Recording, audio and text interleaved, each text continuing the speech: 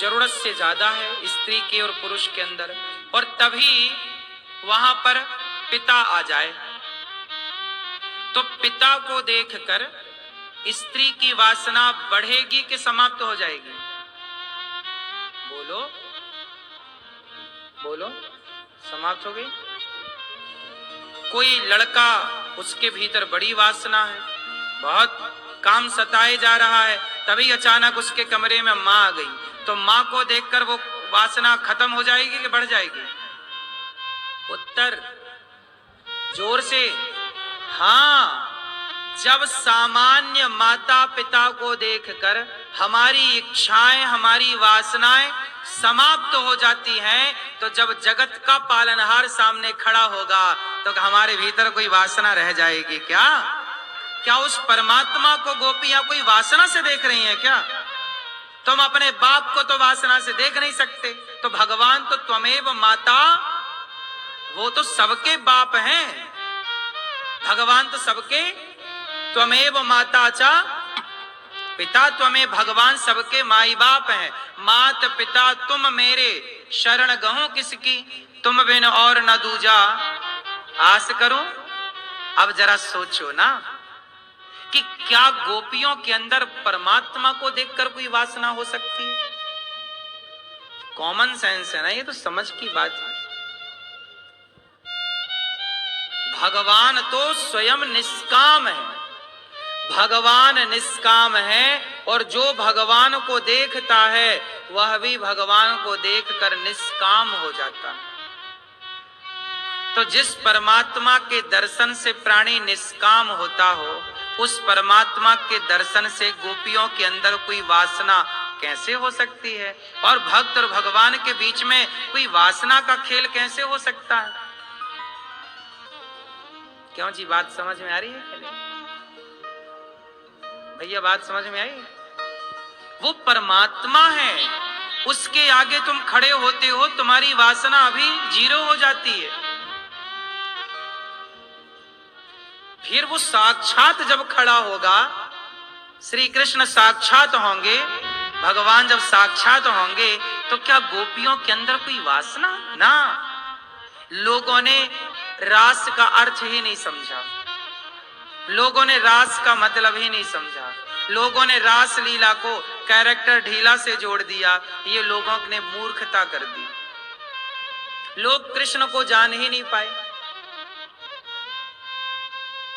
मिलन का मतलब मैं आपके गले लगूं, मेरी माँ तो मुझे अभी गले लगाती है अपने।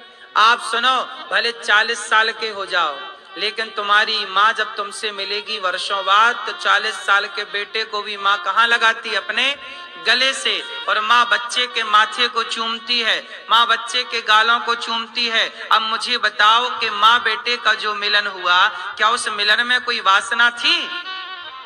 बोलो। लेकिन माँ ने तो गले लगाए। यदि तुम गले लगाने को वासना मानते हो कि भगवान ने गोपियों को गले लगाया, तो गले माँ लगाती है। भाई गले लगाने में फर्क है। बात समझ में आई? गले लगाने में फर्क है ना। भाई बाप अपनी बेटी को गले लगाता है, माँ अपने बेटे को गले लगाती है, गुरु अपने शिष्य को गले लगा लेता है, दोस्त अपने दोस्त को गले लगा लेता है।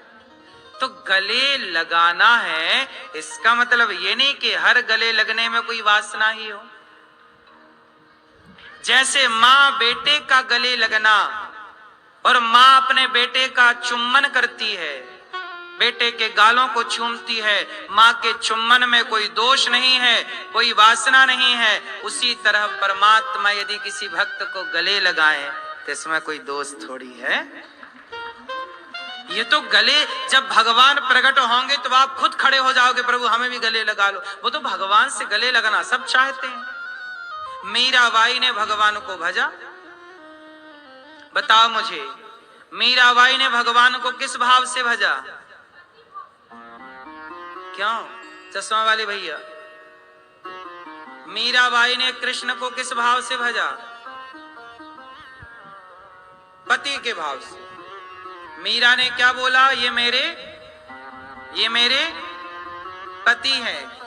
मीरा ने भगवान को पति के भाव से भजा, तो बताओ भगवान उन्हें स्वीकार करेंगे कि नहीं? संसार में रिश्ते हैं, पति का, पत्नी का, माँ का। इस संसार में आप देखो भगवान को जाकी रही भावना, जैसी आप पति मानो, पुत्र मानो, मित्र मानो, भगवान को जो मानना है मान लो। लेकिन जब यहां से वहां जाओगे तो वहां सारे रिश्ते समाप्त हो जाते हैं, एक रिश्ता रह जाता है, भगवान सबके पिता हो जाते हैं, सब उनकी संतान है। यथार्थ में ईश्वर से आप पति के भाव से भजो, बुराई नहीं है, इसमें कोई दोष नहीं है। मीरा ने पति भाव से भजा भगवान को पाने के लिए, ये मीरा का भाव है।